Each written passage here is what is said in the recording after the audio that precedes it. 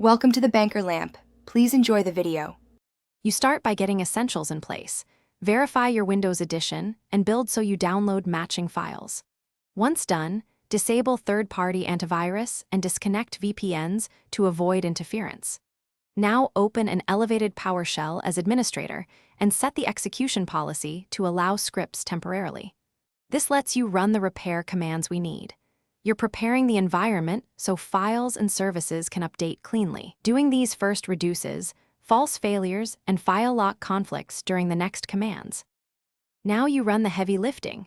Start with dism/online/cleanupimage/restore health to repair the component store.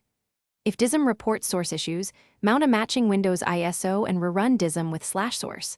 Wim x \sources \install. Wim 1/limit access so it pulls known good files. Once dism completes successfully, run sfc/scano to verify and repair protected system files. This ensures replaced components integrate properly.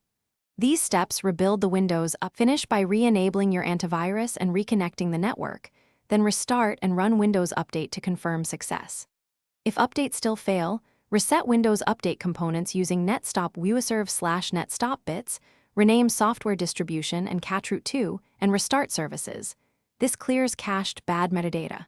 If problems persist, examine c/windows/logs/cbs/cbs log and dism logs to identify missing packages, and then manually add those CAB or MSU files.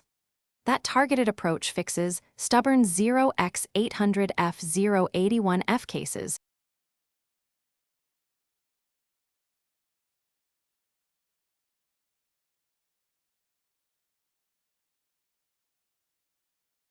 Thanks for watching. If this was helpful, leave a like and consider subscribing. See you next time.